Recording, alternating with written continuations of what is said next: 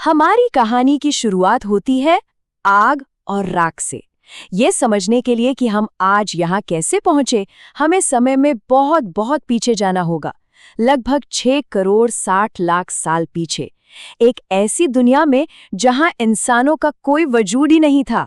जरा सोच के देखिए, क्या हो अगर ये दुनिया आग की लपटों में जलकर खत्म हो जाए। ये सिर्फ कोई कोरी कल्पना नहीं है, बल्कि हमारी पृथ्वी के इतिहास की एक बहुत बड़ी सच्चाई है। आज से करीब 6 करोड़ 60 लाख साल पहले की बात है। धरती पर इंसानों का कोई नामो निशान नहीं था। ये तो विशालकाय डायनासोर का ग्रह था, लेकिन उनका वो राज हमेशा के लिए खत्म होने वाला था। अंतरिक्ष के अंधेरों से एक विशाल उल्कापिंड, एक एस्टेरॉयड, सीधा धरती से आ टकराया। इस टक्कर से जो ऊर्जा निकली वो लाखों एटम बमों के एक साथ फटने के बराबर थी।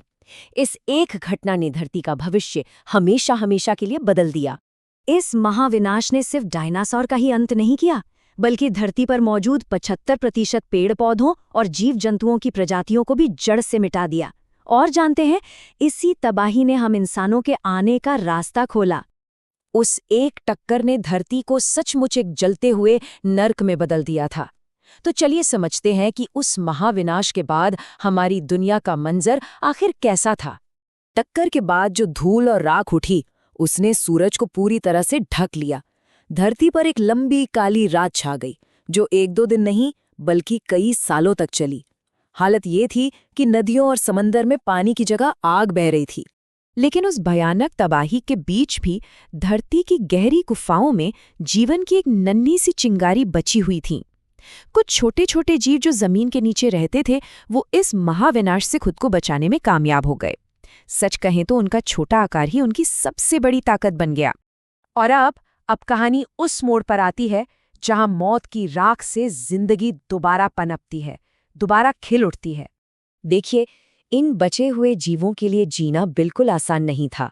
बाहर की पूरी दुनिया जहरीली हो चुकी थी, लेकिन उनके अंदर जीने की एक जबरदस्त इच्छा थी, और उसी के दम पर वे गुफाओं के अंदर जो कुछ भी मिला उसे खाकर जिंदा रहे। सदियां बीत गईं। धीरे धीरे आसमान से धूल छटी और फिर धरती पर बारिश की पहली बूंदें गिरीं। राख और पत्थर पानी में घुलकर उपजाऊ मिट्टी में बदल गए, और जल्द ही छोटे छोटे पौधे एक हरे कालीन की तरह फैलने लगे। और फिर देखते ही देखते जंगल लौट आए। और जैसे ही धरती पर हरियाली लौटी, गुफाओं में छिपे वो जीव बाहर निकले, और यहीं से धरती पर एक नए युग की शुरुआत हुई, स्तनधारियों का युग, यानी एज ऑफ मैमल्स। पीढ़ियां बीतती गईं और ये जीव विकसित होते गए। चूहे और छछूंदर जैसे शुरुआती मैमल्स बने। इन्हीं को वैज्ञानिक मजाक में स्क्रैम्बलर कहते हैं। और यही छोटे छोटे जानवर एक पूरे नए साम्राज्य के पूर्वज बनने वाले थे। अब क्योंकि पूरी दुनिया खाली पड़ी थी, तो इन मैमल्स ने तेजी से अनगिनत रूप ले लिए। कुछ ने तैरना सीखा और वेल बन गए, कुछ ने पंख उगा लिए और चमगादड़ कहलाए, और कुछ पेड़ों पर रहने लगे जो आगे चलकर प्राइमेट्स बने। और फिर करीब 70 लाख साल पहले इन्हीं में से होमिनिन्स, यानी हम इंसानों की पहली शाखा निकली। ये एवोल्यूशन की एक ऐसी जबरदस्त लहर थी कि मायोसीन युग आते आते धरती पर स्तनधारियों की 4000 से भी ज्यादा प्रजातियां राज कर रही थीं।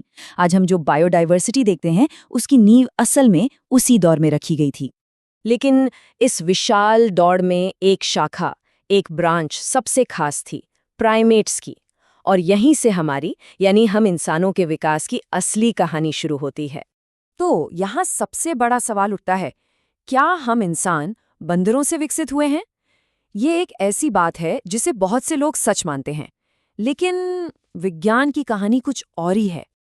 देखिए, महान प्रकृतिवादी चार्ल्स डार्विन ने ये कभी नहीं कहा कि इंसान बंदर से बने हैं। नहीं, उनका सिद्धांत ये था कि हम इंसानों और आज के बंदरों के पूर्वज एक थे। विकास कोई सीधी रेखा नहीं है, बल्कि ये एक पेड़ की तरह है जिसकी बहुत सारी शाखाएं हैं। हम और आज के बंदर उसी पेड़ की 2 अलग अलग टहनियां हैं। हमारे विकास की यात्रा में कई जरूरी पड़ाव आए, जैसे साहेलैंथ्रोपस, जो 2 पैरों पर चलने वाले हमारे सबसे शुरुआती पूर्वजों में से थे, और होमो हैबिलिस, जिन्होंने पहली बार पत्थर के औजार बनाए। लेकिन इन सब में सबसे मशहूर खोज थी लूसी की, जो ऑस्ट्रेलोपिथेकस प्रजाति से थी। हुआ ये कि 1974 में लूसी का कंकाल मिला। वो ना तो पूरी तरह बंदर थी और ना ही इंसान। वो 2 पैरों पर चल सकती थी, लेकिन पेड़ों पर भी आसानी से चढ़ जाती थी। लूसी की खोज ने ये साबित कर दिया कि हमारे पूर्वजों ने बड़ा दिमाग विकसित होने से बहुत पहले ही सीधा चलना सीख लिया था।